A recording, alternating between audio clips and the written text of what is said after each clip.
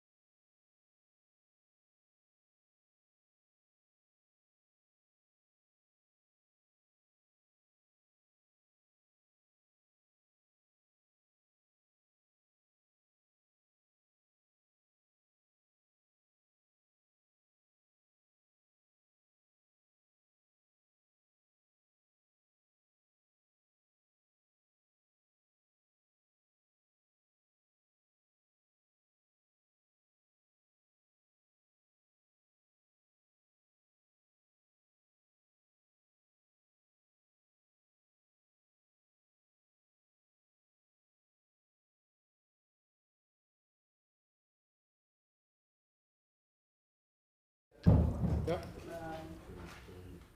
So I'm resuming the meeting that we adjourned at about 5:30 p.m. And that was adjourned for further discussions in committee, which have now concluded. So we're resuming our meeting, and I'd like to advise everyone that we are streaming live, the audio and the video, streaming live via YouTube, the City of Hobart YouTube channel.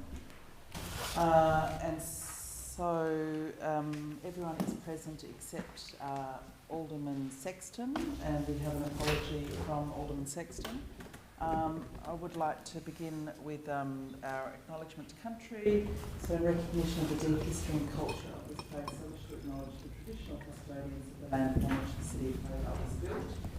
I acknowledge the determination and resilience of the Palawa people of Tasmania, who have survived invasion and dispossession and continue to maintain their identity, culture and rights. Minutes of our last meeting, 22nd of February. So moved, Lord Mayor. Sorry, it was held on the 23rd of February. So moved by Deputy Lord Mayor, seconded by Alderman Briscoe. All those in favour say aye. Aye. Say no. Carried unanimously. Transfer of agenda items. Are there any items on the open agenda that anyone would like to move be transferred in any direction? There being none, we will move on now. I have no communications from the Chair. Item 4 on the agenda is notification of council workshops, and there was a council workshop on the 2nd of March. It was a budget briefing around the budget for 2021-22, and there were 11 elected members in attendance. Item 5 is public question time. I don't know whether we have any questions on notice. No, we don't. Have none. And any from the floor? There being none, so we'll move on. Are there any petitions that have been presented? No. Good. Supplementary items, there are none. Item 8 is indications of pecuniary conflicts of interest to any elected members wish to indicate an interest in any item appearing on the open council agenda. Being none, we will move on to the City Planning Committee. I'll note that the council is now acting as a planning authority, and invite the Chair of the City Planning Committee to introduce item 9.1, which is 48 to 50 Newtown Road, Newtown. Thank you, Lord Mayor. So I'll move the item and just make note that apart from the development application, which is recommended for approval from committee, there is a part B that states that essentially refers traffic issues to the City Infrastructure Committee. So it suggests that the Infrastructure Committee be requested to consider commuter parking and traffic issues in the surrounding residential areas of Newtown Road, Jennings Street, Seymour Street, Clare Street and Augusta Road. And part 2 of that, part B, is an active travel plan for the site be developed with a focus on the overall traffic movements, ingress and egress from the site at 48 to 50 Newtown Road. So moved. Seconded by Alderman Barakis. Lord Mayor, this is very familiar to all of us. It has a history of coming to us originally on the 2nd of December 2019. But what we have before us, this third iteration of this development application, is for demolition, new building for hospital services, business and professional services, general retail and hire, signage and associated works. And it goes over 4 properties, and I'll talk about some of the controversy raised at committee, which is outstanding in some representors' eyes. This time, Lord Mayor, there were 51 representors, and most of those were, it seemed, employees of ophthalmologists and orthopaedic surgeons. Not all, but there were 17 representations against the application, and that was really mainly on the heritage and works that are associated on 46 Newtown Road, so this is not owned by the proponent. It is a neighbour's place, and there would be works associated with the development on that, which is quite contentious, particularly for that owner. There is also the traffic concerns relating to the neighbouring streets, hence the referral to city infrastructure. So there'd be demolition of all existing buildings, a new 4-storey building plus roof and rooftop plant, housing both inpatient, 26 beds, which is an increase from last application, Lord Mayor, and outpatient hospital care such as surgeries, 7-day surgeries, also an increase of the number of surgeries, and rehabilitation. It would also accommodate allied health services, so I think there's over 4,000 square metres, or approximately 4,000 square metres of allied health services, and car parking. And the car parking is for, the number escapes me just at the moment. Let me just have a look. The number of car parking is for 248 spaces. Lord Mayor, this has had quite a history, but essentially what we're seeing tonight is a reduction in overall height, a more suitable setback, and a better interface with Newtown Road. We find on this application there had been a reluctance to dig down into the fill, which was a contaminated fill, hence quite an expense for the applicant. But what we're seeing is a reduction in the overall height with underground car parking spaces, which would be more acceptable. There are a lot of conditions relating to this, obviously with stormwater, engineering, heritage considerations, but it's certainly something that is much more palatable to local residents, and it has a significantly different built form from the previous 2 applications from the site. Most notably, the building height and setbacks to the residential properties to the north and west are now compliant with the acceptable solutions, removing the assessment of bulk, overshadowing and amenity. And the front building facade is also far less modulated, which has taken on some of the urban design advisory principles that was suggested. So as I said, it had been lodged almost 4 years ago. We refused it on 30 seconds. December the 2nd, 2019, and that was a massive size. It was compared by representors who had major concerns as the same size as Mac 1 Hotel. So what we have seen is compromise by the applicant. However, there are winners and losers in this process, and certainly those consultants who have been involved with this from day one have certainly gained, whereas it has been quite an exhausting process for the representors. Further discussion? Councillor Dutta. Thank you, Lord Mayor. The City Planning Committee, when we met on the 1st of March, I was the only one who voted against this. And unfortunately, sometimes, I think we read misrepresentation on different media. The reason, when people say that Dutta voted, I suppose, we need to give the full information as to the reasons. Let me state very clearly and categorically. On that particular meeting, I stated very clearly and categorically that I was against it because the 46 Newtown Road person had some very strong statements and allegations. And I wanted answers as far as those issues were concerned. I have now been given the answers by staff, and I'm quite satisfied. So that's point number 1. Point number 2, I, in fact, was concerned about traffic because there was no doubt evidence presented to us by representatives representatives that the traffic assessment was done in 2007. And in fact, when I have now done my research and further reading, I have found out that there is information, various studies were done, and the most recent one was done in October 2020. Before that, there was a very extensive one that was done in 2017, and a further one that was done by the independent engineer was in 2019. So there is enough evidence for me to say, yes, I'm quite satisfied with that.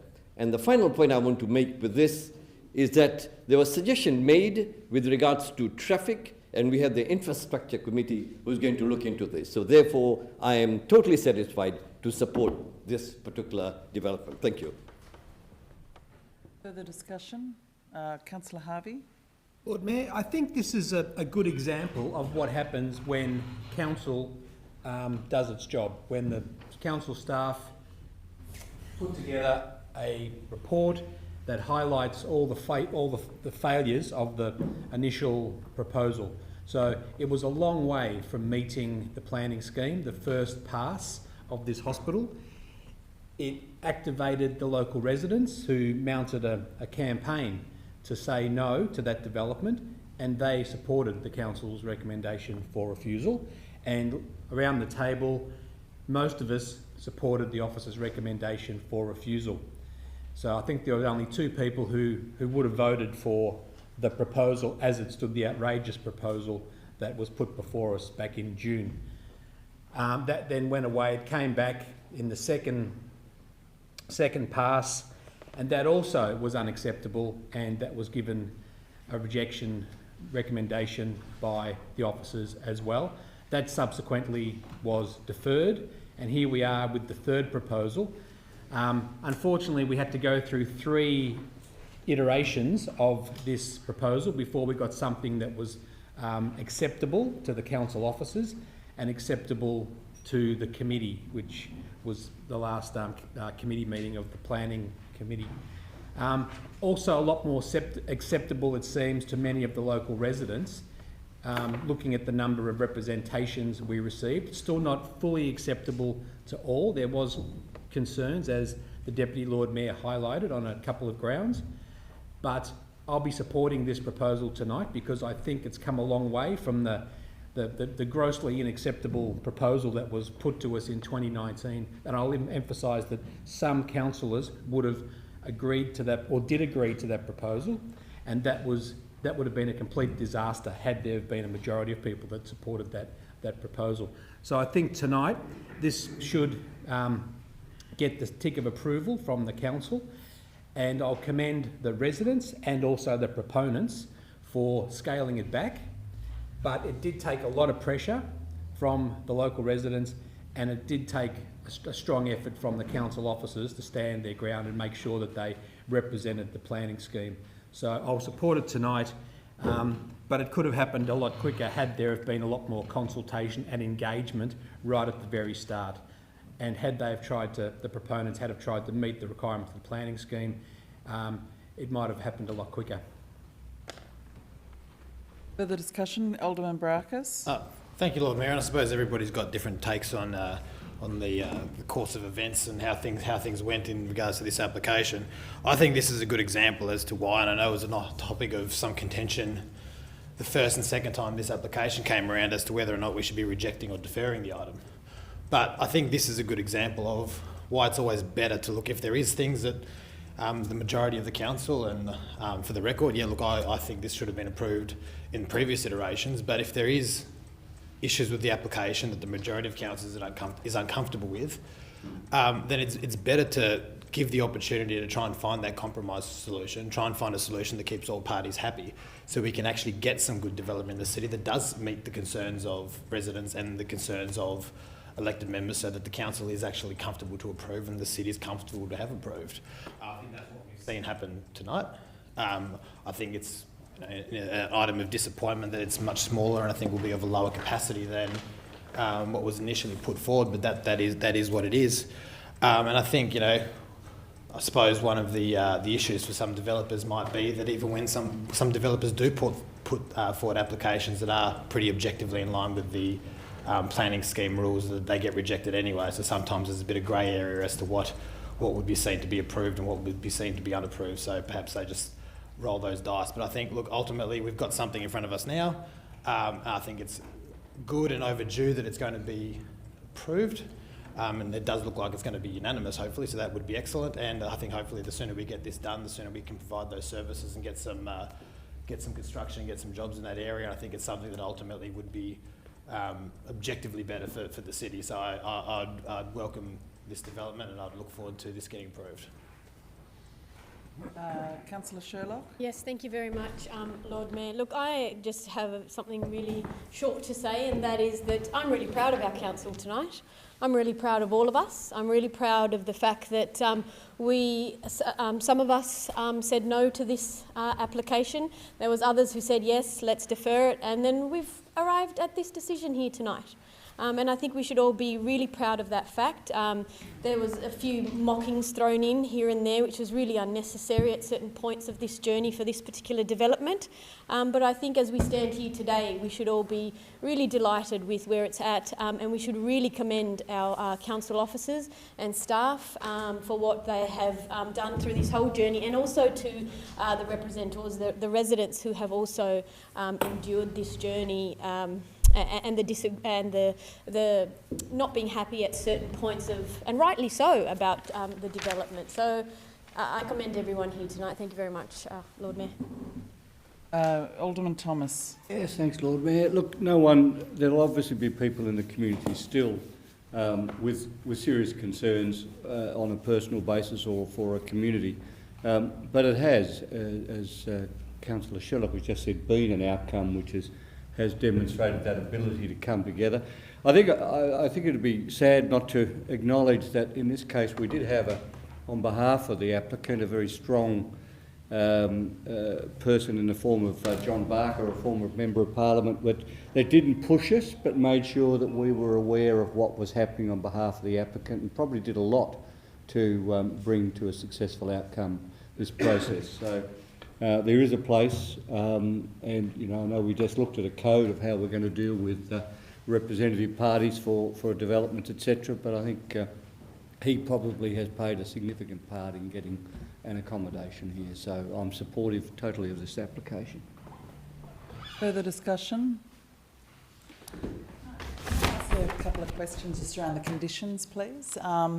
I'm interested in the construction management plan, and I think that is in I think that's referred to in ENV2. But if someone can confirm that is the construction management plan, I think it's an approved demolition and construction environmental management plan. My question is whether that document will be publicly available, particularly whether we could indicate that it is delivered, it is a copy of the construction management plan is provided to all neighbours, or whether that's normal practice. It's not a requirement of this condition, however it could be made a requirement. The only requirement could be that it be provided. They can't have input into its approval, but it can certainly be a condition that is circulated to the neighbours. Yeah, okay. I don't know whether anyone would be willing to move that, but it just helps everyone be on the same page. I think Alderman Briscoe's happy to move that as an amendment, yes. And seconded by Councillor Dutta.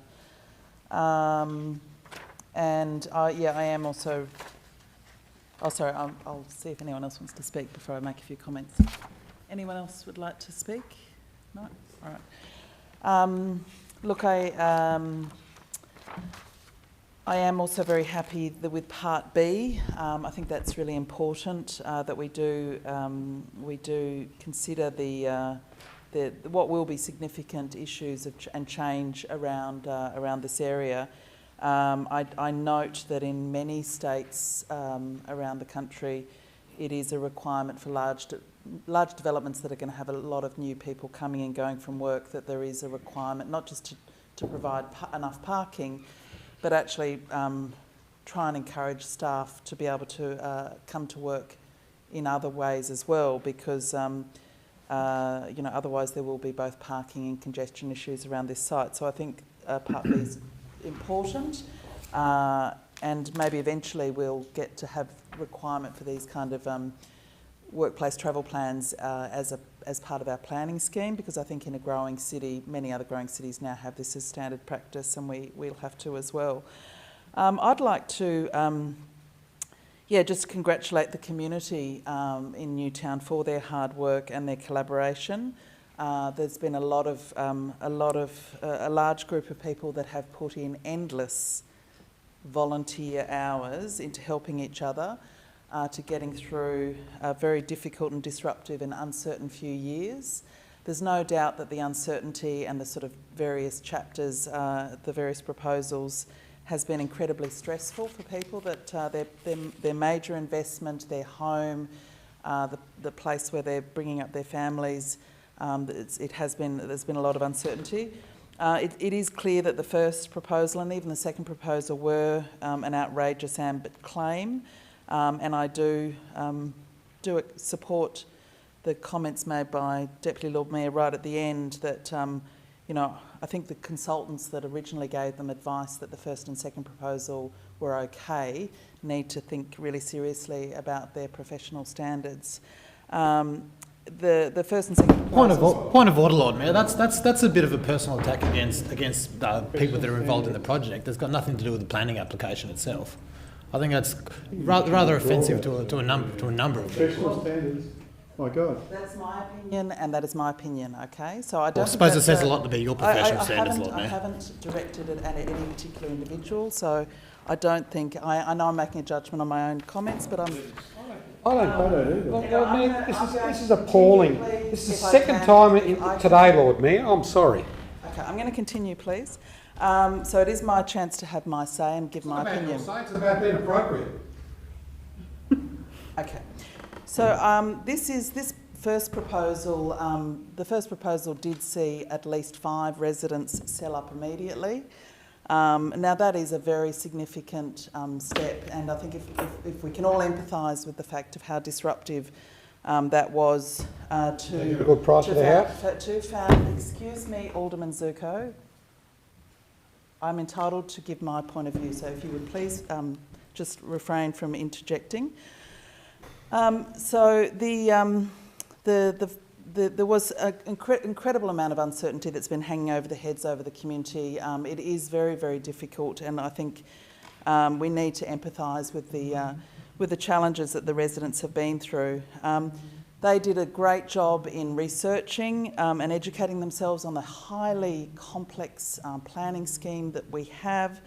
And they actually did provide really excellent briefings to elected members on site, really good materials, and I thought they did a really fantastic job as well.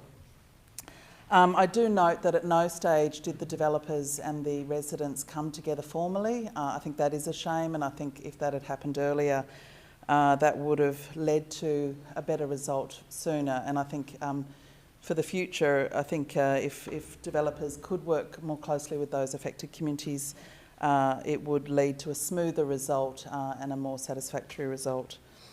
So, I think it's obviously the hard work of the community in pushing for better standards has led to at least a better development. As everyone said, not everyone's going to be completely happy, but hopefully we've reached a compromise that most people in the community can live with. Thank you. Deputy Lord Mayor, did you want to sum up at all? Just briefly, look, I think there have been some really valid points, and this has been a journey not only for the committee and council, but really, as the Lord Mayor has said, the representors and community have had to really put their positions every step of the way, and I think there's a lot to learn from this for all of us. I think there are other ways of doing planning, and not everybody has the skills that were brought together by the residents to try and get ultimately a better outcome at that site. So the application, as has been suggested, is much more scaled down in some ways, and certainly with looking at the issues around parking and the traffic particularly at the Augusta Road, Clare Street intersection, and some of the concerns of heavy traffic movements through there still need to be addressed. So I'll put the amendment to start with, moved by Alderman Briscoe, seconded by Councillor Dutta, that was to provide the construction management plan to the neighbours in the area. All those in favour say aye. Aye. Against say no. Carried unanimously. And now put the substantive motion. All those in favour say aye. Aye. Against say no. Carried unanimously. Okay, moving on now to item number 10. Yes, Lord Mayor, I'll move the item regarding the Legat motion from Bernie and not to support it. Seconded by Councillor Sherlock. Lord Mayor, the Local Government Association of Tasmania General Meeting is coming up, and there has been a move by some councils, but in particular Bernie, to look to reduce the role, if you like, of council acting as a planning authority, and looking at the establishment of an independent development assessment panel to determine a permit application. The committee had quite a lengthy discussion, and really it was supported, not unanimously, but supported that we shouldn't go down this path. The local government is the closest to the people, and as representatives, we know, and case in point from 48 Newtown Road, having those being representatives of our community and also of the business community, developers, is really important for us to be engaged in that discussion. So the recommendation is not to support the motion from Bernie Council. Further discussion? Okay, I'll put... Alderman Brokers. Lord Mayor, this, as the Deputy said, this wasn't a unanimous choice. I was one of the dissenting voices. I'm not sure if I was the only one, but this once again, well, not once again, this is an investigative motion. It wasn't a motion to endorse a particular policy. It's a motion to look into. It was a motion suggesting that we look into the pros, cons, the externalities, and the processes, how such a policy would go. And it also, and I'm happy to be corrected, but it wasn't to take away planning from councils. It was to give council. It was to look for a process to give councils the ability to delegate away that authority. So for councils that choose to or continue to say that we support the importance of planning and local government, then that's fine. And there's other councils that don't have the resources or don't have the or have other issues in regards to planning, or don't think that planning should be a local government responsibility or avenue. They can make those decisions. So we're not talking about we support this, we're taking away planning from council, or we're taking away planning from any council. The suggestion is only for those councils that either don't want to or are having trouble in carrying out those functions. So I think it's a motion that is an investigative one. I think it's a motion that comes without much in the way of consequence to Hobart. But at the same time, I think we've seen well, not so much tonight, but we have seen in past decisions that we'll be talking about later tonight, and past decisions that I think will yet come back before the council, where perhaps elected members around the room aren't qualified planners and don't make the best choices, and we have choices that end up coming back to the tune of, and I think the words were tens of thousands of dollars, to have decisions made in error rectified. One of those being the Macquarie Street decision, which was absolutely categorically recommended for approval, met the standards for height, and then was refused by elected members on the basis of height. So perhaps there is a discussion that can be had there, but that's a separate discussion to this motion. because the motion is to look into how complex or how difficult the process would be to allow councils to individually make that decision for themselves. So if we're talking about allowing councils the right to choose, this is giving more choice to each individual councils. If Hobart said that no, we think that the best thing to do is for planning decisions to be made by the elected members because that's the most democratic way, that's the most close to the community way, that we can make that decision but give other councils the opportunity to make their own decision. So I'd be encouraging people not to support the recommendation that came from committee. I'd be suggesting that this is something worth at least pursuing. Alderman Zuko. Lord Mayor, I'm going to throw a curly one to the General Manager before he goes. I'll throw some more curly ones soon over the next month or so, have a bit of fun with him, eh? He's got to earn his keep for the last month, doesn't he? I reckon his blood pressure's gone down. Might leave early now. You, Lord Mayor, through you, Lord Mayor, I have a question through you to the appropriate officer. Let's hope it's a General Manager. Could you please advise me the decision sought on the agenda of planning is that intent to have planning taken away from the Hobart City Council? Well, the motion reads, or do you want me to read it? Yes, that might provide. It's in your time, not mine, you see. That might provide some clarity. The Burney motion reads that the LGAT investigate the level of support among Tasmanian councils and identify the relevant considerations and options to propose an amendment to LUPA to A, delete the mandatory requirement for a council to act as planning authority for purposes of determining application for a permit to use for development land within the municipal area, and provide as an alternative, which I think answers your question through you, Lord Mayor, to Alderman Zurko, provide as an alternative the establishment of independent development assessment panels to determine a permit application. So it's an alternative to council continuing as a planning authority. But it doesn't mean that the council cannot continue. No, it does not. And that's the whole thing here. I think we're all, this is called one of those red herring ones where we're all worried about nothing. This is about taking away the mandatory. Now, if we understand what the word mandatory means, I think I do, even though I'm Italian. Can you explain it? I don't understand it, obviously. I don't want to explain it to you, Deputy, because I think you understand it fully. And B, provide an alternative. So it's not taking planning away from council. It's saying that if we as a council don't want to continue being the planning authority, at the moment it's mandatory.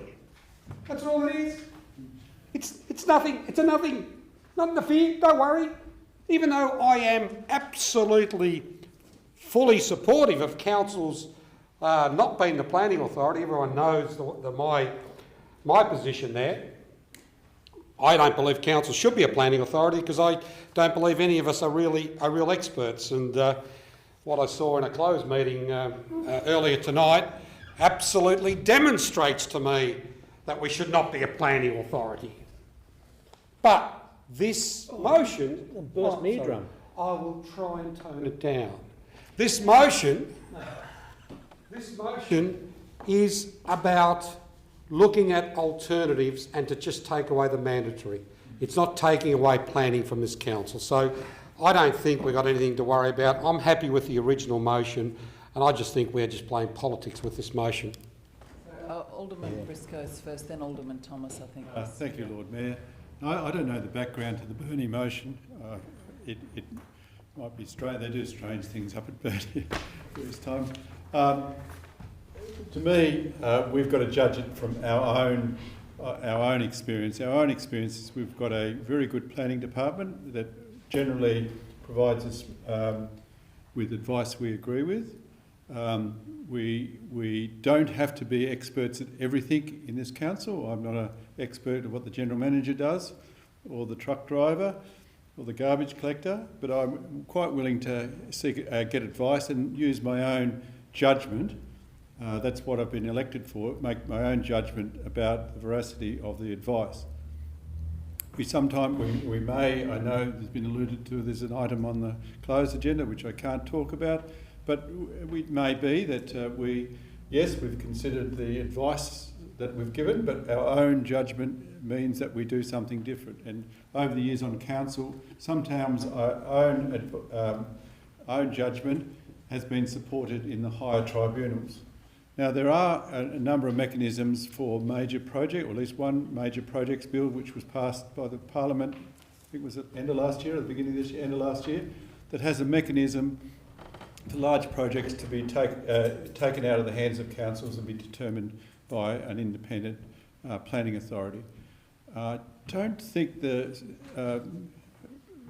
projects of state significance, does that legislation still exist, or does it take it? No. So there are big projects where you can understand small councils haven't got the resources or the planning staff to do it. You could understand why they would say where we can't assess this big project, and that's the mechanism for small councils, that it's a big project. But councils like Hobart, Clarence, Kingborough, Glenorchy, Launceston and so on are big enough to determine what happens in their own patch. And I don't know why Alderman Zuko thinks he's been a long-term advocate against us being a planning authority, because he's been involved in some great decisions in this council and managed to change. I remember we used to be called the Palace Hotel, which is now branded something else over here. That was a good planning decision, because the developer at the time said, "Oh, we'll take it back and we'll re-look at it and take it forward." So if he says he's not an expert, I think he's an expert decision maker, and like I have been, and a number of others have been here for a few years, we learn how to make decisions and listen to the advice. So, as I said, I do not know where that motion from Bernie has come from. I really do. Don't they want to put on more planning staff, or are they trying to cut down expenses for the council? Who knows? I'd like to know a bit more of a background there, but I think we've got to use our own judgment and say planning has worked for this city. We've got good planning staff, we get good advice, and we choose most of the time to follow it. Further discussion? Alderman Thomas. Yeah, look, I think by putting it in the optional, it's a very clever way that Bernie's put it, that you don't lose that involvement. I just sort of respond to Alderman Briscoe's comment just by one good example. If Breakaday Council, or one of the smaller councils, gets a major development, now it has to buy in services from other councils. It doesn't have the people. Now, I think this is a very good alternative motion in terms of what Bernie's put up. One thing it would be good, if it could, is that one council might say, look, we're really comfortable, Meander Valley, we're very comfortable with the ordinary type planning applications because that's part of our community. But give them a huge development and they're swamped, they've got a real problem in a timeline, and I'm just wondering, depending on how this vote goes today, or even in terms of, I'm not going to throw a curly one to the General Manager, the poor man's almost finished a long period of honourable service. But the reality for me is there a way of getting Bernie to put it forward as an optional thing for a council on occasion to say it doesn't want to do a job? Because that's where the issue is. It's not so much the smaller councils are probably reasonably comfortable with the nuts and bolts, the standard applications around the homes and house extensions, and they probably feel they've got to keep to those.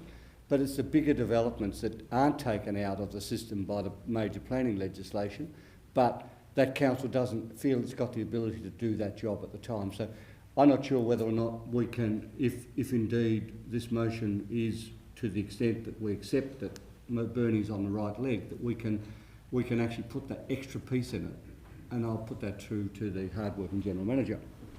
Sure. There is no obligation, I'll rephrase it.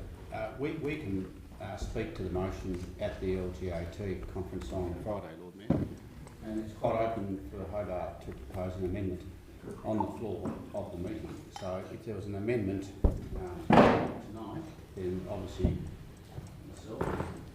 Well, I guess Lord Mayor, if the motion on the books is one that I wouldn't be supporting, but I would put up a foreshadowed motion to support what Bernie's doing, but subject to that one really important caveat that a council can, on occasion, opt not to be the planning authority when it doesn't have the ability or the desire to be one. Councillor Coates. Thank you, Lord Mayor. Look, I guess I'll give the same argument I gave when I voted for this in the committee. You know, I appreciate where Bernie's coming from. I think that, as I see it, there's two valid reasons why this is an appropriate avenue to go down.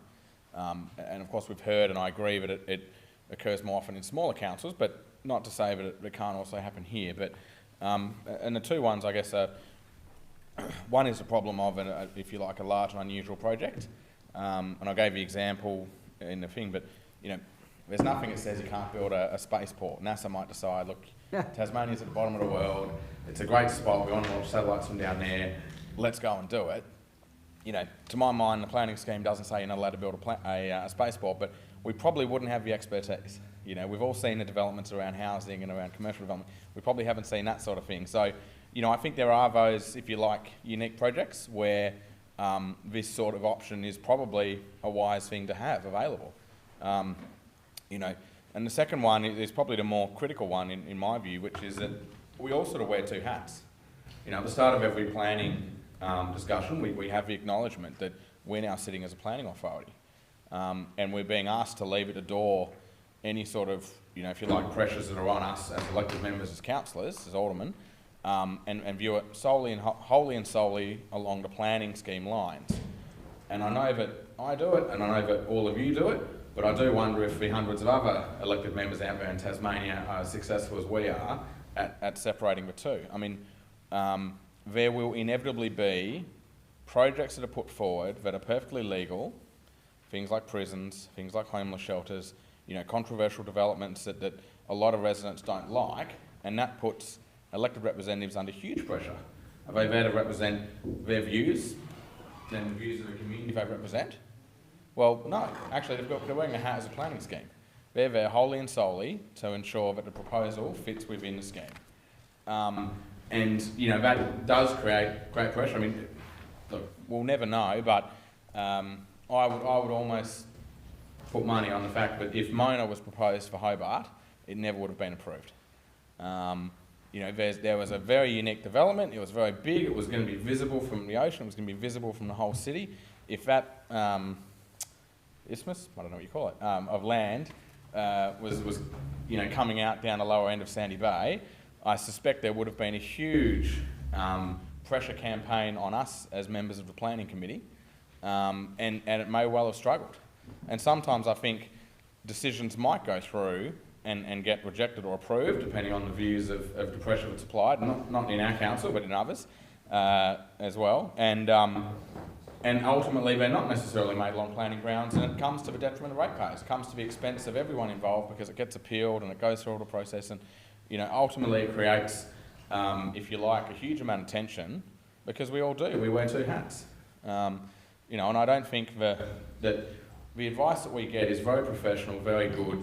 The ability for council officers to engage with applicants and developers and say, well, here's what the planning code allows this. You've got a building envelope, you know, and they can work with them and talk to them, and there might be edge cases that come to us and we can make a decision. But there are definitely projects and propositions that get conceived where from right at the get-go it's going to be hugely problematic for us to be sitting here as both representatives of our community and ultimately trying to be umpires on a planning code.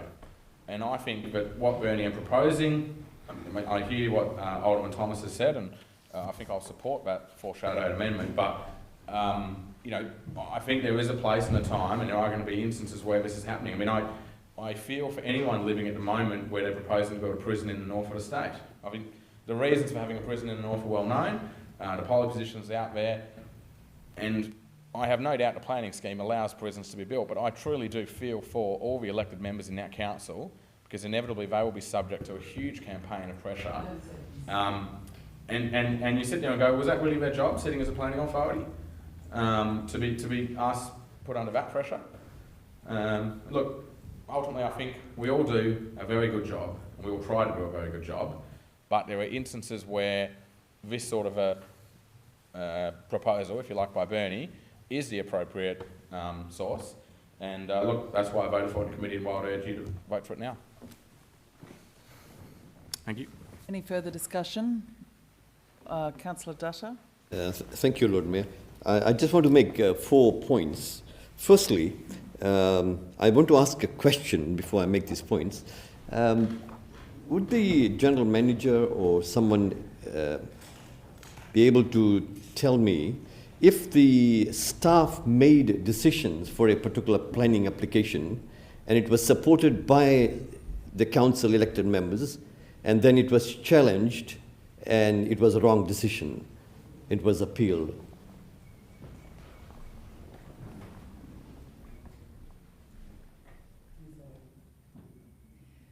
Through you, Lord Mayor, decisions are made regularly by staff members or council officers pursuant to delegations which are made by the council.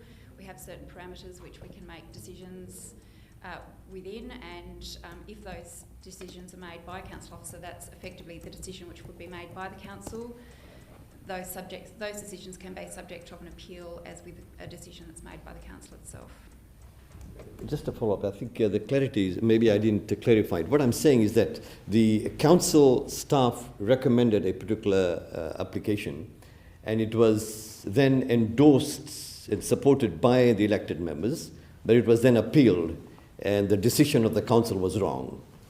That's what I'm asking.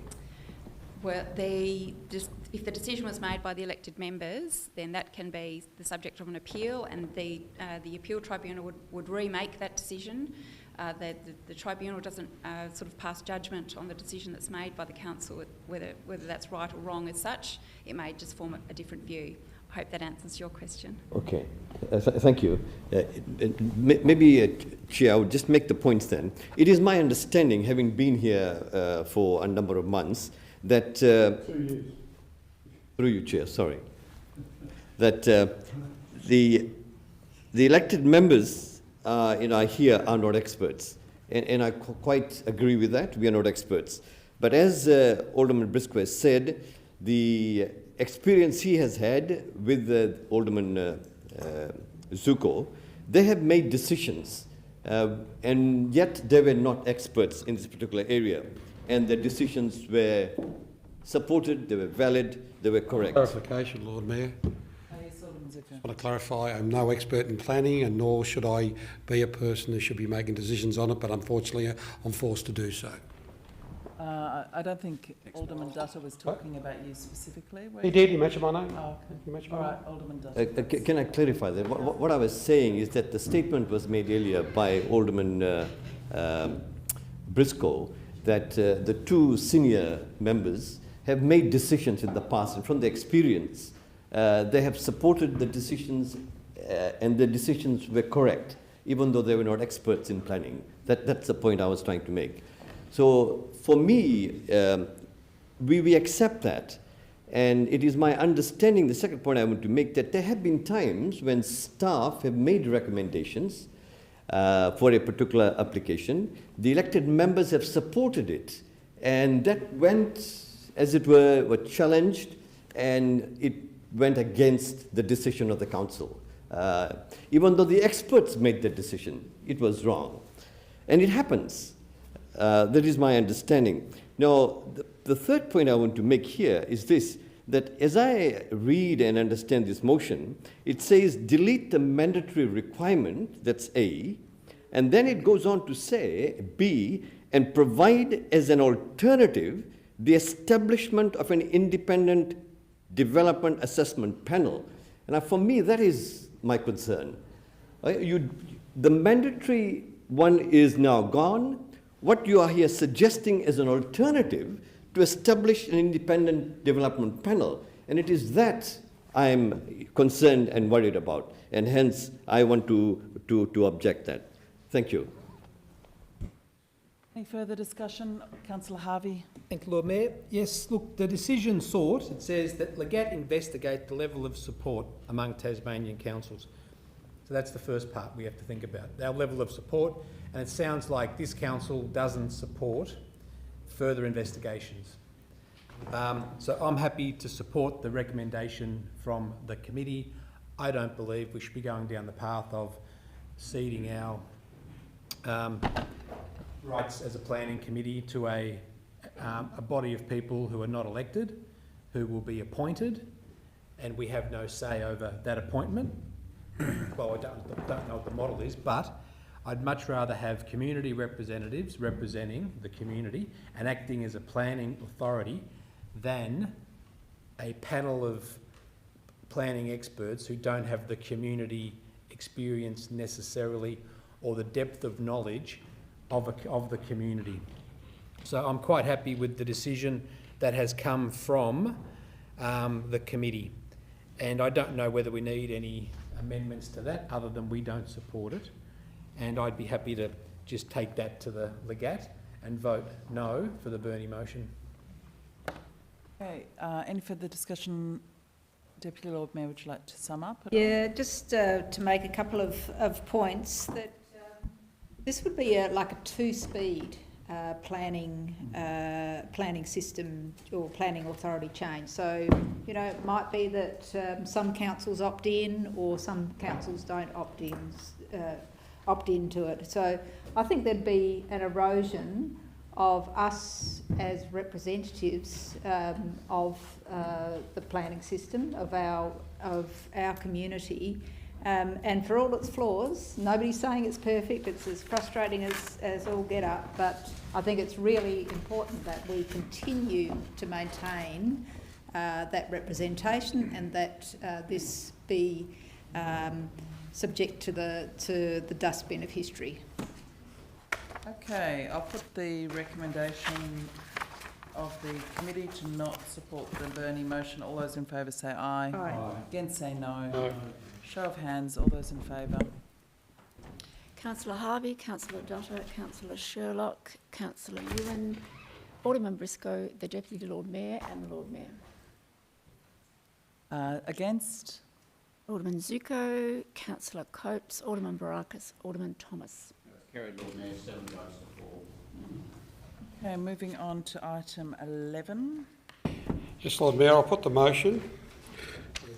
In consultation with Sultan's Holdings and Sultan family, advising the most appropriate location in the city to commemorate the immense contribution made to the city over the years by the late Ali Sultan. Seconded by Alderman Thomas. 2 Fridays ago, I attended the memorial. The General Manager was there, Lord Mayor was there, a number of elected members. The Premier was there. Former Premiers were there, Leader of the Opposition, former mayors, huge number of people in the community. The Premier spoke, the former Premier, Lara Giddings, spoke as well, and some other people. You got the distinct impression by having those people there present and in the manner they spoke about a person who arrived into this country with less than $200 in their pockets and was at the airport in Sydney with no one to pick him up, and he was lucky enough to have someone actually ask him and pick him up that he didn't even know, which turned his life around.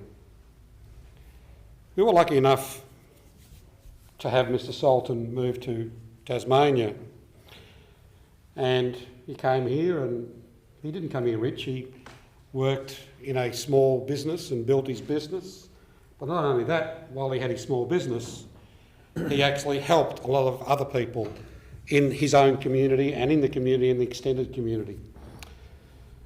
So, irrespective of the fact that he ended up being a very wealthy individual, he, if you were there and listened to what was being said, he continued to help not only his own people, but a lot of people in the extended Hobart community. And he also helped Hobart in its development especially when the chips were down for this city. The Sultan Group were actually continuing to develop and assist the city. He was a very unique person, and I think Councillor Harvey said it. If you visited Mr Sultan at his building, he would take you out and show you his garden on the roof. I just think that's absolutely amazing in itself. Whereas a person who's got so much wealth, why would you want a garden on your roof of a building? That just demonstrated the person. I was actually quite touched after that memorial, and in particular what was said, and a number of things were said. Hence, I spoke to the General Manager actually at the event and said, look, I think this city needs to do something. I did make a point to the General Manager, I don't want to be the person to say what we should and should not do. It'd be good for something. It'd be good for the General Manager and his team to, if this motion gets up, to come back and say, here's a range of scenarios in consultation with Sultan Holdings and the Sultan family. I did sort of suggest Mr Sultan, as we all know, and was at that when we were at that memorial, loved Mount Wellington. I did suggest to the General Manager one of the walks could be named after Mr Sultan, but of course that takes another dimension. I don't know what the answer to what we could and could not do, and I don't want to have that answer, but I've mentioned it. I just believe that sometimes there are people that do things for our community that we don't see, and a lot of what Mr Sultan did for his community and the community of Hobart we haven't seen. You know, what we see is some wealthy business person who may have come to this council a few times and may have made demands, and we may have had some issues with. But there's the other side of the coin of what this person was about. But in particular, when the city was struggling, the Sultan Group were the one organisation that were absolutely doing their utmost to help the city. Lord Mayor, I think I've said enough. As I said, look, those that were at the memorial would have heard a lot. Alderman Briscoe. Yes, thank you, Lord Mayor. And you're right, I was at the memorial too. I was fascinated by the extent of Mr Sultan, Ali Sultan's contribution to the city. I was aware of some of it, but I wasn't aware of all the other things that he used to do for individuals and families and businesses that were struggling. Over the years, and Alderman Zuko and I both know that there was a number of partnerships that the city entered into with Mr Sultan that contributed towards employment in the city and got businesses going particularly after the Myer fire. But certainly before that, when the 1990s depression was happening. In modern language, we'd probably say he's probably the first, if we in some way commemorate him, he was the first Muslim we've commemorated in the city. He's the first man of colour, first ethnic person that we would have commemorated. And I think that probably, that diminishes him in a sense because he was unique. In whatever society he chose to settle, he would have made a great contribution. But we don't celebrate enough of the incredible variety of experiences and talents that come to our city via migrant communities. And I think, in a way, if we have some commemoration, and I'm sure that Sultan Holdings would probably fund any, if we're going to have a memorial plaque, I'm sure it wouldn't be a cost to the city. But I think this is a small way to say thank you to Ali Sultan and thank you to the family. Because there are other also, I know, Lord Mayor, tonight you indicated that you may not like the idea of a developer, but Ali Sultan, it was one aspect of him. And there's some other people in the town. We know Emmanuel Carlos came here with nothing and he managed to do very similar things to Ali Sultan. And there are others as well. In the table I was sitting, I know you were at the top table, Lord Mayor, but certainly I was at one of the back tables. I was surrounded by people I didn't know, and every one of them had a story about Ali Sultan, which I didn't know about. So I think this is one way that some of our backgrounds do not go into business too much, but we should be aware that there are really great people in business that we should commemorate as a city. And I support 100% Alderman Zurko's initiative to get this going. Alderman Thomas. Yes, look, thanks, Lord Mayor. When I was in your position some years ago, I thought to myself, we've got to get rid of this concept that a developer is some form of alien beast, someone who is there to rape, plunge and whatever I've tried to say there, rape and pillage the city for their own greedy good. And I genuinely mean this in that there are people who in the darkest days of the Myer fire and post that period, particularly in those years when nothing was happening, and there was, as the General Manager said to me, quite an issue in terms of a potential rat infestation on that site. Now, this is a site that Emmanuel Callis went on to complete, and it's been a great key card again to keeping people in the city. But I did think at that time, in your position, Lord Mayor, that every year we would come together as a council and acknowledge the contribution of those people who did take a lot of risk, an awful lot of risk in a place that the commercial lenders had given up many years before. One illustration of that was the Vodafone building, which another company, another developer had given up trying to find proper location. And the Sultan family went on numerous trips to Sydney and were said to have claimed that the deal they finally struck to put that site there and to get hundreds of new workers was actually a bad commercial deal. It didn't stack up, but they wanted to do it for the city, and we did something in relation to that contribution. But look, I understand in the eulogy, his son, Mo, said that if Hobart had a #1 ticket holder at any one time, this guy would have held the ticket for most of the years he was here. He was the only guy you could meet in the dark day, a really cold day in Hobart, and he'd say, "Damon, I love this city."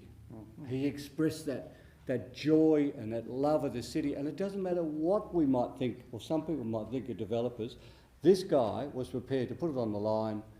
And in the times when, as I said, until Hobart became a buzz, and it's still a buzz now, there are only a few people who are prepared to put their cash and their families' fortunes up, and this is one of those guys. So I thoroughly commend the motion. I'm glad I seconded it. A further discussion, Councillor Dutta. I just have a question, Lord Mayor. Do you have a policy on this particular matter? Thank you, Lord Mayor. I know we have a policy, Lord Mayor, when it comes to things in our bushlands and our parks. We've got a policy in relation to that. I'm not aware specifically we have a policy for plaques in the city. Not particularly, no. Lord Mayor, I support this and I don't have any problems with this, but I only would want to also suggest a addition or a amendment to this, that if we have in it a report that we have a policy that will help us negate any precedents. I think so that we. I'm happy to accept that in, Lord Mayor. So a policy on memorials and Policy be developed on this type of concept, and the report come back. It's up to the seconder. seconded by Alderman Thomas. You happy with that? Very happy. Thank you. Further discussion? Alderman Barakis. Thank you, Lord Mayor. Look, I was, along with yourself and some of the other elected members, was present at that memorial, and I think it was very telling, not just the number of people that were in attendance, and I think there was almost more people that wanted to attend his funeral than what the funeral could accommodate. So it wasn't just the number of those in attendance, though, Lord Mayor. It was also the breadth and the diverse range of people that came from different, you had the business community, you had the political arms, you had members of the community, members of different ethnic communities who came to pay their respects to Mr Sultan, that I think spoke to who he was and what he contributed to Hobart. As Alderman Zurko and Alderman Thomas said, he was a man that invested in Hobart when nobody else would. he was a man that saw past the short-term profit and looked towards actually building and investing in the city when no one else would. And I might paraphrase or potentially butcher the words of the Premier on was it 2 weeks ago.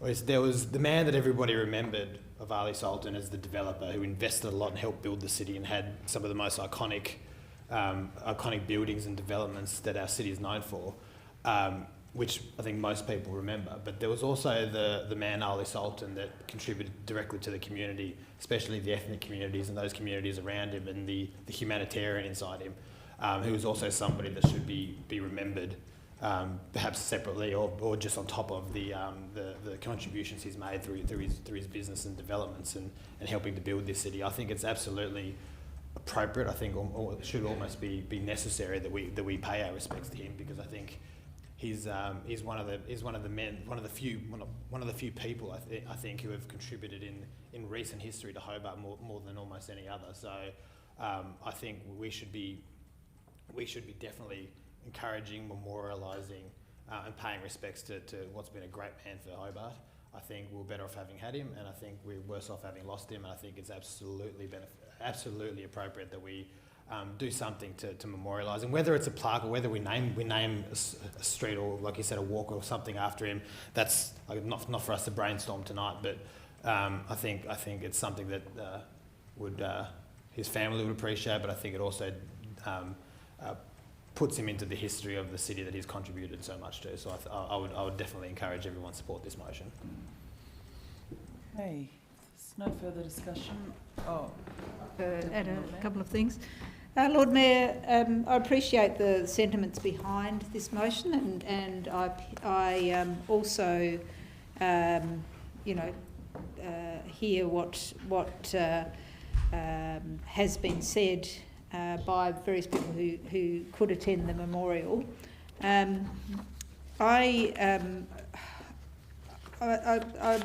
have to say that just to make one point, and it doesn't detract from anything that Ali Sultan might have done for the city, but today you and I, Lord Mayor, and a number of the staff did go on a tour of the city to look at the contributions of women because it has been International Women's Day, and the contributions that women have made around the city. And there are a number of plaques that you probably walk across every day of the year, but we do tend to memorialise men in the city. I don't know.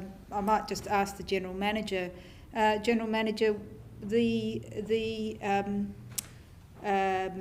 plaque that we had for Alderman Haig, where did that end up? Because I think there was, I think Alderman Zuko might have brought that to... I can clarify that. But I was asking General Manager. Okay, General Manager. So the question is, if that's right, Lord Mayor. it's in Liverpool Street, near the My Building. The exact location I might have to defer to Alderman Zuko, but it's near the My Building in Liverpool Street. Right. Okay. Right. Well, we didn't go past that today, Lord Mayor, did we? So it's yes. There are many statues, there are many controversial statues around our city, and I think we need to be considering that. And there are also, might I add, many quiet achievers, many people who have had migrant stories or have come from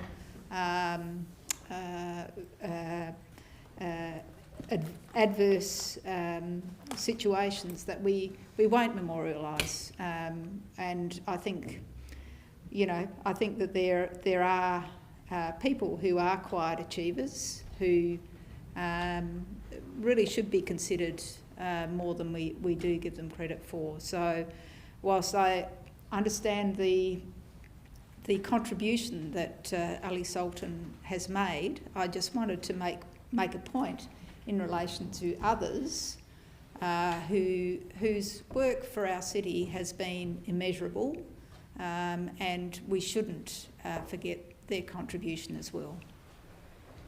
Okay, Alderman Zucco, did you want to sum up at all? Yes, Lord Mayor, I think it's needed because I'm a little bit concerned that the gender debate has come into this. And in one way, I can be actually saying to people I'm providing the gender balance because I was the one that put up the memorial in this council for Alderman Haig. So, well, each of us can put up who we would like to put up. I put up Alderman Haig, was the first person I've ever put up and the only other person I've ever put up for a memorial in this chamber. And it was a female. Now, because I'm putting up a male, we have a gender argument. I find that not the argument here. This is about a contribution of what people have done in this city. Alderman Haig contributed immensely to this city, and I felt when she died the need, and I worked with Alderman Haig on a number of projects, especially the homeless. The amount of work Alderman Haig and I did together, well, she dragged me, sorry to say, and I was there with her, on the homeless, you know, it was amazing. She used to take me to people's homes where people were sleeping in garages and everything like that. Alderman Haig deserved to have something to remember her about. In particular, and it was when I came back from San Francisco, where the lady that actually saved the trolley trams was in every trolley tram. And that's why I brought the Alderman Haig's memorial forward. So my first one was a female. Because I've brought Mr Sultan forward, I find it unnecessary to bring in the gender debate because I believe now I've found the gender balance. Okay, I'll put the motion. All those in favour say aye. Aye. Against say no. Carried unanimously. Item 12. Carried unanimously, was it? Oh, right. All right. Thank you. Item 12, City Infrastructure Committee. Thanks, Lord Mayor. This is a request for a speed limit reduction between 490 and 601 Hewan Road, South Hobart. Sherlock. So basically, Lord Mayor, we have two sections of road, or three sections, 60 and then 70 and then 60. And this is a recommendation to standardise it to 60k an hour. And it's as a result of looking at the speed behaviours and doing a road safety audit along that section of road. So it's recommended that we make it 60 from, you know, that section. We take the 70 kilometres per hour section and we turn that into a 60 section so that we're consistent across the length of that particular section of Hewan Road. And this will also support some safety outcomes for all road users in accordance with the Tasmanian Department of State Growth towards Zero Action Plan 2020 to 2024. So the General Manager is authorised to make the application on behalf of the Hobart City Council to the Transport Commissioner for the speed reduction. Further discussion? Alderman Barkas. Question, Lord Mayor. I was unfortunately and regrettably late to that committee and missed that first item. Just in regards to though, in the report it did say, and for whoever's best placed to answer it, there was issue about a large number of people speeding and exceeding the speed limit.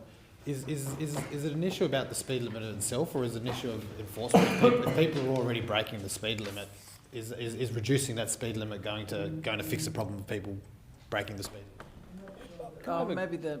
Can I have a go? Well, because you've got an inconsistency, you've got 60, you come out of South Hobart and you're from a 50 to a 60, and then there's a 70, and then it's back to 60.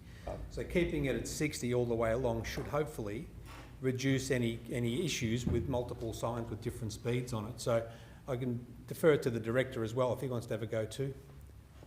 Relevant Director isn't here. Through you, Lord Mayor, the safety audit which was carried out by Pitt and Sherry, who are traffic engineers, identified a number of issues with this particular stretch of road which had features which were suggested a 60 km per hour speed limit would be more appropriate. Of course, there can be no guarantee that people won't speed on the road, but it's the council's responsibility to make recommendations where it sees fit based on the condition of the road itself. And how long is the stretch of road that's 70 in between the two 60 areas? Are you able to? I can't answer that question off the top of my head. It's not far. It's not long. 2.491 kilometres. Very specific. Very well said. Thank you for that. I'll wrap it up. Okay, all right, any further discussion? Councillor Coates? Look, thank you. Just for clarification, I had the report sitting in front of me, that's why I was able to be so specific in that. But anyhow, look, I guess the problem of this, when you read through, the issues seem to be about people have got data from May 2017 through till end of 2019. The majority of the issues would appear to be speed limits and a few parking ones. I'm not sure, but this will help the parking. But my question through you to the Director, look, I guess the provenance of this is a road safety audit. When they're tasked doing road safety, obviously the very obvious conclusion is to make it more safe, you lower the speed. When they're doing this though, do they also have to take into any consideration data and information about traffic flow? I mean, obviously they've got a note in their data about parking along that stretch as well, or is it purely looking at it from a safety perspective? Ms Aby, or does the chair of the committee want to respond? Because I think the key... Well, it does. It does provide a safer environment and a more consistent speed limit, so people aren't accelerating to match the speed limit and then having to slow down again. So I think it makes sense to have a consistent speed rather than multiple speeds for that short section of road. And when you consider we've put in bike lines along that section, we've tried to make it a more safe section of road. There's been some widening going on. So there's been a number of treatments along Hewan Road as well. So I think this makes sense to have a consistent speed along that section of road. Okay, any further discussion?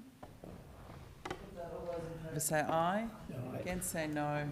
Carried unanimously. Well, Mayor, just before you announce the next item, there's a fair few items left to go in the open, and we've got a fairly contentious close. So I'm wondering whether we should take a 10-minute respite.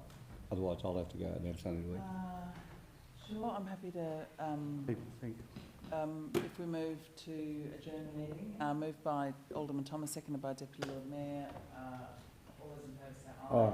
Against say no. That's for a comfort break for 10 minutes. Back here a bit after. Before 10 minutes.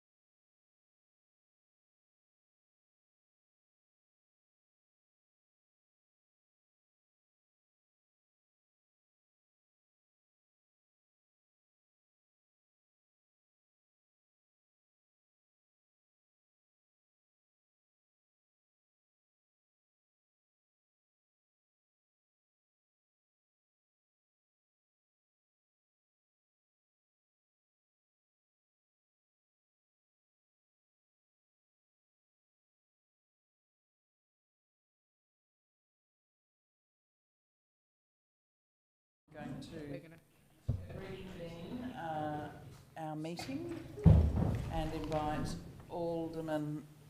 Councillor Harvey to speak to item 13. Move the item, Lord Mayor. Second. Seconded by Councillor Ewan. Lord Mayor, this is a good news story for waste management in Tasmania. Two really important announcements. The container refund scheme and also the waste to landfill levy. Local government in Tasmania has argued for both of these things to occur over a long time, probably a couple of decades, I think. And finally, we've got both the container refund scheme and a waste levy coming. So the refund scheme will see gazillions, absolutely millions of littered containers get recycled. We're using the split system model, which is two different bodies, one looking after the administration and the accounting, and another mob looking after the collection and the operational side of it. And with the waste to landfill levy, this doesn't impact on our green waste or anything. It's only a levy on things that go to landfill. So hopefully over time we continue to reduce the amount of waste going to landfill. But the council's got some really good feedback for the state government that's part of the recommendation. I'm sure people have read it, so I won't go through it. But a really good outcome to have both of these waste-related items finally come to council, and they're very good news stories. Any discussion? No discussion? I'll put that. All those in favour say aye. Aye. Against say no. Carried unanimously. Item 14, Councillor Sherlock, if you'd like to move this item.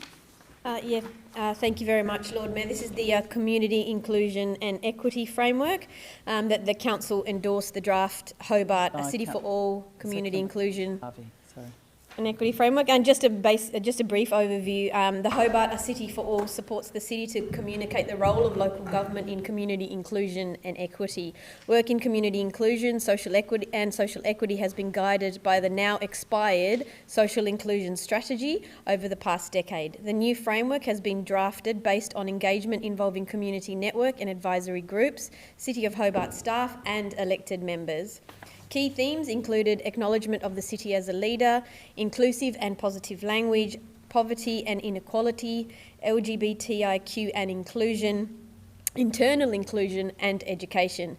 It is intended as a robust framework to complement the capital city strategic plan, providing context and guidance for staff as they deliver on the strategic plan, and sits alongside the social inclusion policy.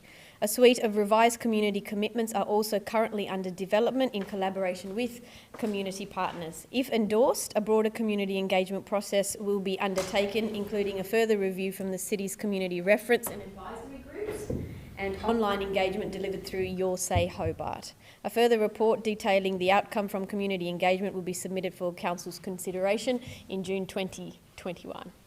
Thank you, Lord Mayor. Discussion? Discussion? I'll put that. All those in favour say aye. Aye. Against say no. Carried unanimously. Item 15, Councillor Sherlock. Thank you very much, Lord Mayor. I'm really delighted about this one. It's the in-kind support for the arts sector, and seconded by Councillor Harvey. As with item 14, I really am delighted that the council has council's officers has proposed this. This report outlines how the City of Hobart can support the arts and creative communities and the resulting benefits for the sector and the wider community by providing more affordable access to the city's venues via in-kind support through existing fees and charges. And so in recognition of the significant financial impact of COVID-19 on the local arts sector, the council approved use of the community venue hire rate for applicants from the arts sector for use of the Town Hall, Underground, City Hall and Waterside Pavilion. Obviously, across the world, the arts sector has been significantly impacted by COVID-19, an industry that has been one of the hardest hit by the compounded implications of both travel and physical distancing restrictions. A secondary outcome of enabling more affordable access to the city's venues is the activation of premises that are currently impacted as a result of COVID-19 restrictions on local events. Affordable access to the city's larger venues addresses capacity limitations as a result of COVID-19 restrictions that have shown to be inhibiting for events and arts organisations. I'll put that motion. Thanks, Lord Mayor. Any discussion? No discussion. I'll put that. All those in favour say aye. Aye. Against say no. Carried unanimously. Councillor Sherlock, would you like to speak to item 16? Yes, thank you very much, Lord Mayor. That's the Local Government Association of Tasmania General Meeting motions. The Legat General Meeting scheduled for 12th March 2021 will consider a number of motions put forward by member councils. Seconded by Councillor Harvey. A recommended position for the council to take on 2 of these motions is provided as is in the motion. Thank you very much, Lord Mayor. I'll put the item. So the motions basically is asking for a deferral for a while to look at the consultation papers to do with gambling rather than legislation being introduced. Is that correct? I've just reread the paper. Yes, thank you. I'll just clarify that. It's just, so in accordance with the attachment A, which is the supplementary, Yes, which was, that council endorsed the motions recommended for support. Of the deferral. Yes, that's right. Good. And then point number 2 is the 2 motions to do with gaming to be considered. From Glenorchy City Council, is that yes, correct? Yes, that's right. Okay, any discussion? No discussion. I'll put that. All those in favour say aye. Against say no. Carried unanimously. Item 17. Yes. Thank you very much, Lord Mayor. As we had an extensive discussion today in committee with regards to this particular item, the safe space utilisation of youth art for the night program, everybody was present at that committee meeting, so I'll just put the 3 recommendations that we agreed to that's been handed to us for page 53A. Thank you very much. Seconded by Councillor Harvey. Any further discussion? I might just quickly say, look, I've just been mulling over this myself, and I'm just really concerned about the hard deadline, because I do worry about what happens if a property hasn't become available. I do appeal to every warehouse owner, state government, other councils to please consider making a property available. I know the search has been going on for quite some months, but because of the hard deadline and my concern that could lead to people, vulnerable people being out on the street and a really good program not being, really struggling just before winter, I think I'm not going to be able to support this, even though I think it's a reasonable compromise, but I do worry about that hard 31 May deadline. I think in the perfect world that they'll get this property they were looking at tonight and they'll be able to move in before then, and we'd all like to see that, but if they don't, I am worried about that, and I do feel that it is inconvenient and difficult to share, but sometimes the results, we have to be careful what we wish for, I guess, in the sense that the result of not being able to continue that support could be quite detrimental to homelessness and sleeping on the streets in Hobart. So unfortunately I won't support this, but I think it's still a reasonable result, and let's cross fingers that 31 May will be fine, but if it doesn't, I'm a little bit concerned. Thank you. Just as a comment about that, Lord Mayor, I was told during the break that there's roughly 350 people homeless in Greater Hobart. This program deals with 20 people, maximum of 20 people. If it has to move to their other site, which has maybe 11 or 12 spaces a night, so it's probably affecting six, which is dreadful that 6 extra people are on the streets, but I think it's been over a year that this program has been running. It's had numerous extensions, like the General Manager has said. The people who are running this program were here tonight and heard the debate and realised that they are in a position where they've got to find somewhere. Otherwise, our contribution to this program ceases on the end of May. So I think it's probably a good thing that we've given them a deadline, a fixed deadline. Sometimes you've got to be strict to be kind as well. Now, if they said, oh, well, if we can't find the right suitable premises and it's not 100% to our satisfaction, at least we know the Hobart City Council will provide accommodation for us forever. And that's what you're saying, Lord Mayor, and I think that's wrong. We all have done a great thing for homeless people in Hobart, but we've extended this program in what is clearly an inadequate space for this program by giving them a deadline, which they know is real now. But to say, oh, perhaps we should have it unlimited, is not going to put the, let's say, the fear of God, for a better word, under the program organisers. Now, they're very cashed up, extremely well-funded program, and I've always said, bring in some shipping containers that have been converted and put it in Macquarie Point. There are all sorts of things that they could do, or buy a shed, which sheds are not very expensive, put it in an appropriate place. Or there are places in Myrna, as they've said to us. So let's not be too wishy-washy. Let's say, yes, we've done the right thing. We are sympathetic. We've extended this by nearly a year. And let's keep with the recommendation. So, and it won't come back to us if it's passed tonight. It won't come back to us. But I'm sure many of us, as Alderman Zurko said, many of us do things for homeless that we don't boast about. Behind the scenes in helping people. In this case, we've got to take those other clients of us in Youth Arc and all the surrounding businesses, and we have got a confidential report of listing all those, I don't know whether you've read it, Lord Mayor, but all those complaints are very serious complaints. So it demonstrates to us that this place is not the right place for this program. But we are sympathetic and giving them a couple of more months, rather than just saying, no, you're out by the end of March, we're giving them a couple of more months. So I think whilst you might want to be kind, but sometimes being kind is not the right way to approach this problem. Deputy Lord Mayor. Thank you, Lord Mayor. And just, I think that we, all of us around the table, recognise the great work that City Mission and their partners have done, the work that they've done in the youth art space.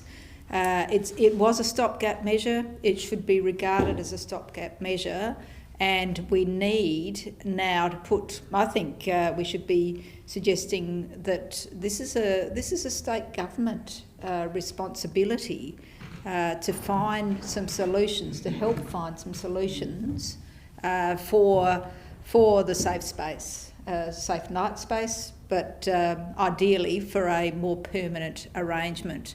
I think there is benefit in us having an end date, because it does put that pressure on what is really a very sort of makeshift arrangement with our youth programs, and I commend the work that the staff do to provide a lot of those services for the youth, just as the work that John Stubley and his crew do for to house the homeless overnight.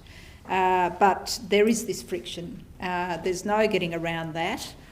So we need, as Alderman Briscoe said, we need to find some solutions. But really, again, I reiterate that the pressure should be on the state government to be coming up with the solution here, rather than the City Mission going cap in hand to places. However, having said that, one last thing I'd like to say is, if there are any developers, any people with a nice block of land, such as an unused car park, for argument's sake, then that may be part of the solution, because there are many people who provide great support through charitable means, and perhaps that is one of the solutions. Any further discussion? Thank you, Lord Mayor. I do agree with you that there is a need for us to ensure that there isn't a gap in service to people that need it. At the same time, I think everyone in the room, as far as I'm aware, agrees that in the long term, what's currently happening isn't sustainable, and the co-location doesn't work. I think at some point we do have to bite the bullet and put an end to this. Otherwise, we'll be, if there isn't a if there isn't a necessity to find another location as soon as possible, we could very well end up in the situation that this drags on longer than what anybody intends it to. I think we do need to put a date there. I think that's what this motion does.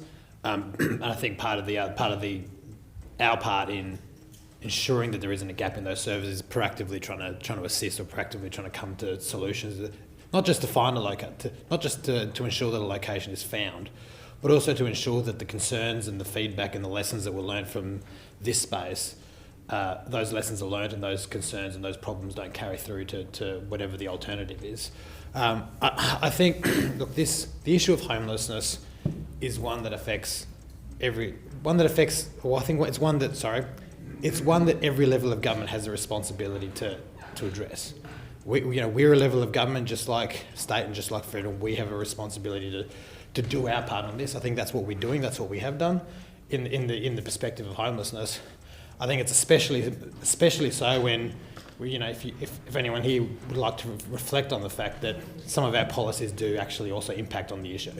So I think it's important that we do address the issue. I think it's important that we do our bit. I think the roundtable, I think the discussion with the relevant stakeholders, including the state government, to make sure that we do get something that is sustainable in the long term, whether it's funded sustainably, whether it's able to last sustainably without having conflicts with other aspects of the community, because we do have that responsibility to ensure that we need to make sure that those vulnerable people are taken care of and those services are provided, but we also have a responsibility to the youth arc, for instance, and to maintain the safety and maintain the security of people just going around the city. We need to be able to balance those things out. So I think the discussion of this issue, it's a complex enough discussion that we need to be able to have it in a long form, and that's not something that can be afforded in this chamber, especially not with the lack of other stakeholders. So I think that's a great idea.